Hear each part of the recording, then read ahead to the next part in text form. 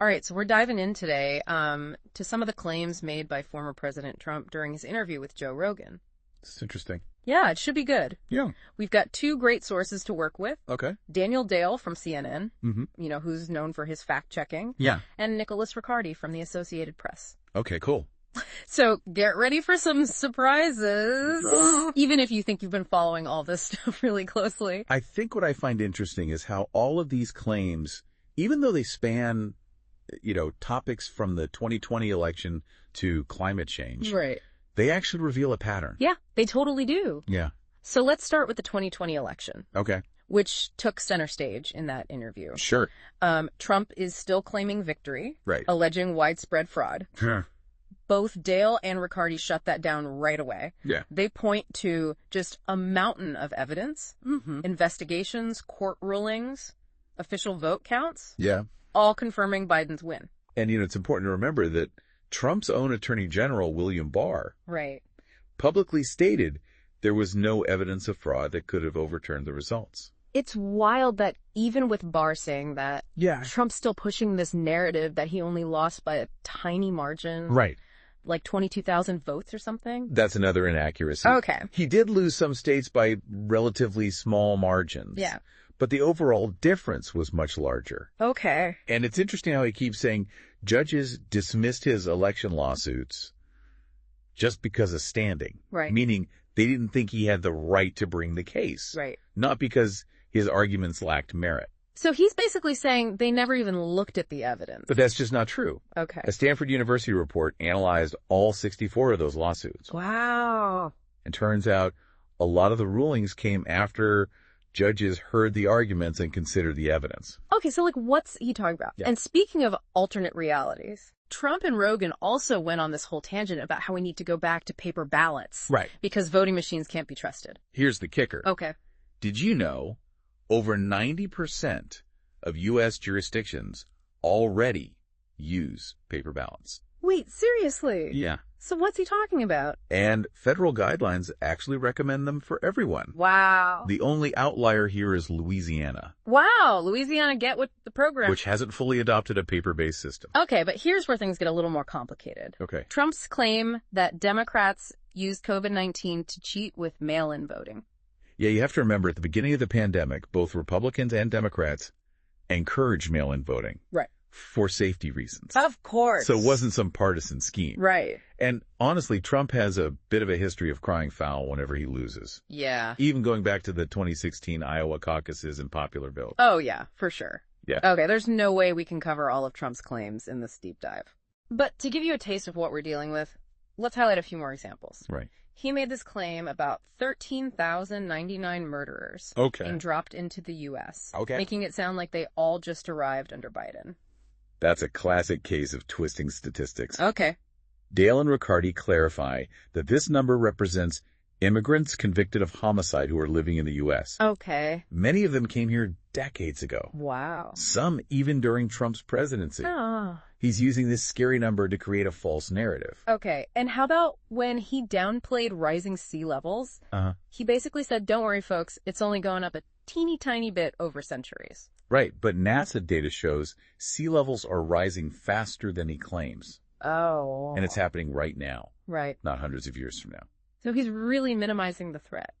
Yeah, it's a blatant attempt to minimize a very real threat. And then there's the energy issue. Okay. Remember when Trump claimed Biden spent $9 billion on just 8 electric vehicle charging stations? Yeah, that was totally debunked. Yeah. Fact checkers found that while the administration did allocate a large sum for charging infrastructure, right, it's just not true that they blew $9 billion on 8 stations. So it sounds like he's just trying to make Biden's green initiatives look ridiculous? And, it's these kinds of exaggerations that can really impact public perception. Oh, totally. Yeah. Okay, last one for this part of the deep dive. Okay. Trump messed up the name of the Lincoln son who died. Oh, yeah. Confusing Willie with Tad. It definitely highlights a certain lack of self-awareness. Yeah, and it's kind of ironic given how much he goes after Biden for similar slip-ups. But what's interesting is that this seemingly minor detail speaks to a larger issue of accuracy and honesty. Right. Especially from someone in a position of power. It's like, if you're going to criticize others for getting things wrong, shouldn't you be extra careful yourself? Exactly. And it makes you wonder about the broader implication. Yeah. Like, what does it mean for public trust when someone in a position of authority consistently distorts the truth, Right. even about seemingly small things? Yeah, that's a good point. Yeah.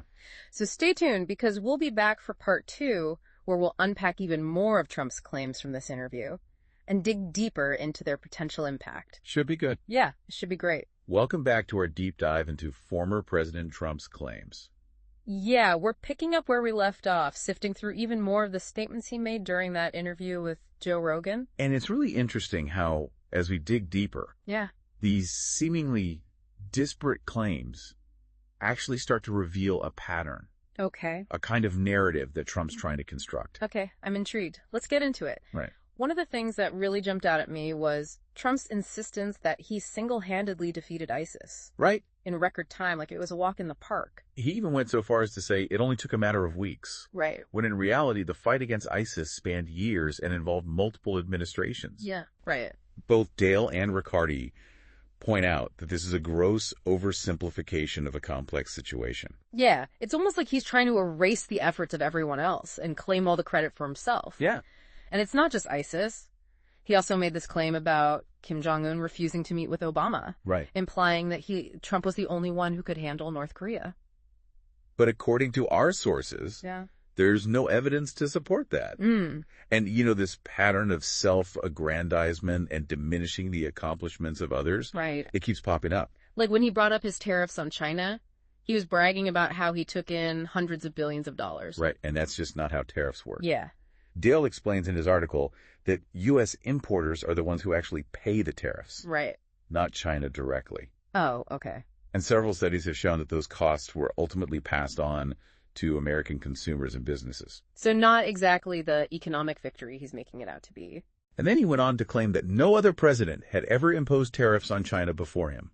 Seriously? Which is just flat out wrong. Wow. Historically, the U.S. has had tariffs on Chinese goods for a very long time. Right. And even Obama implemented additional tariffs during his presidency. It's like he's trying to rewrite history to fit his own narrative. It seems that way. Yeah.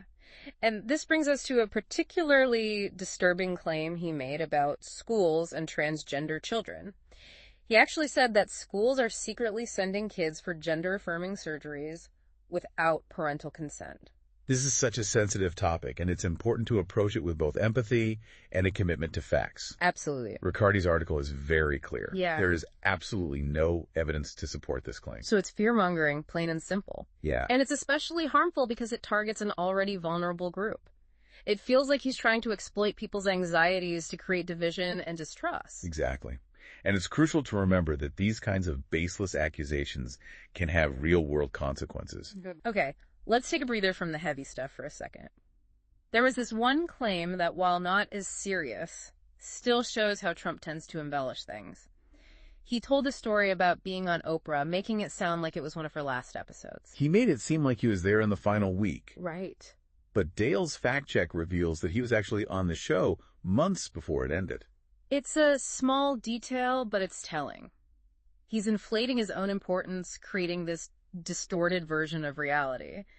And it's not the only time he's done that with his record. Remember when he said he signed the biggest tax cuts in history? Again, independent analyses have shown that's just not accurate. Okay. While his tax cuts were significant, they weren't the largest by any objective measure. And then there was that weird claim about Supreme Court appointments. Oh, yeah?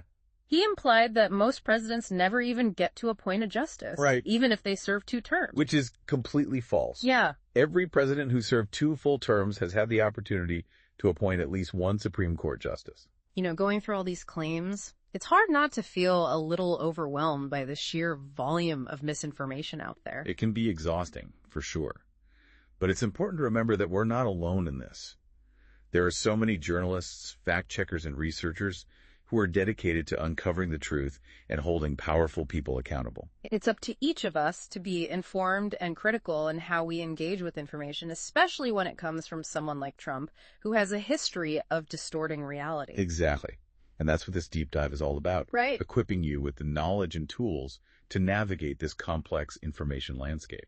Speaking of which, we've got one more segment coming up. Okay. In part 3, we'll wrap up our analysis of Trump's claims and discuss the broader implications of what we've uncovered. Sounds good. We'll also explore some strategies for becoming more discerning consumers of information and how we can all play a part in creating a more truthful public discourse. Stay tuned, folks. The deep dive continues. Welcome back to the final part of our deep dive into former President Trump's claims. We've covered a lot of ground. Yeah, we really have. From his assertions about the 2020 election to his pronouncements on ISIS, China, and even Oprah. It's been quite a journey. Yeah, it really has. And honestly, it's left me feeling a little uneasy. Yeah, I can see why. We've uncovered a pattern of demonstrably false and misleading statements. Right. And it's hard to ignore the potential impact this kind of rhetoric can have on public discourse and trust in institutions. Yeah, you're right to be concerned. When people are constantly exposed to misinformation, especially from figures they admire or respect, it can become increasingly difficult to distinguish fact from fiction. Right. This erosion of a shared understanding of reality can make it nearly impossible to have productive conversations about important issues. It's like we're all speaking different languages, operating from completely different sets of facts. And it feels like this distrust is seeping into every aspect of our lives, from politics to science to even our personal relationships. And that's where things get really dangerous. When people lose faith in reliable sources of information, they become more susceptible to conspiracy theories and extremist ideologies. We've seen how this could lead to real-world consequences with the rise of political violence and the erosion of democratic norms. So what can we do about it? How do we navigate this treacherous information landscape and protect ourselves from the onslaught of misinformation? It feels like we're drowning in a sea of half-truths and outright lies. It's definitely a challenge, but it's not insurmountable. The first step is to become more critical thinkers. Okay. Don't simply accept what you hear or read at face value, even if it comes from a source you generally trust. Yeah, that's easier said than done, though, right? I mean, we're all busy, and it takes time and effort to fact-check everything. It does. But there are resources available to help. Fact-checking websites like Snopes PolitiFact and factcheck.org can be incredibly useful. And it's important to be aware of your own biases. Right. We all have them, and they can unconsciously influence how we interpret information. So it's not just about checking the facts, but also checking ourselves. Right, exactly. Another important strategy is to seek out diverse perspectives. Okay. Don't just surround yourself with people who agree with you. Engage with those who hold different views, and be open to the possibility that you might learn something new. Yeah, it's like that saying, you can't learn anything from someone who already agrees with you. Precisely. And finally, be mindful of the information you share. Okay. Don't spread rumors or unverified claims. Right. If you're not sure about something, take the time to verify it before passing it along. It's like being a good citizen of the information world. Well said. By being informed and critical thinkers, we can help create a more truthful and trustworthy information environment. And that's something worth fighting for. Now, before we wrap up this deep dive, I want to leave with one final thought. Throughout this episode, we've focused primarily on the factual accuracy of Trump's claims. Right. But there's another layer to consider, isn't there? The intent behind those claims. Exactly. Were these simply misstatements, or were they deliberate attempts to mislead the public? And if so, to what end? Those are tough questions, and I don't think they're easy answers. But they're questions we need to be asking ourselves as we navigate this complex and often disorienting information landscape. I agree. And it's important to remember that while we can't always control the information we're exposed to, we can control how we react to it. Yeah. We can choose to be discerning, thoughtful, and engaged citizens committed to seeking truth and holding those in power accountable. That's a powerful message to end on. Thanks for joining us on this deep dive. Until next time, stay curious, stay skeptical, and stay informed. And remember, the truth is out there waiting to be discovered.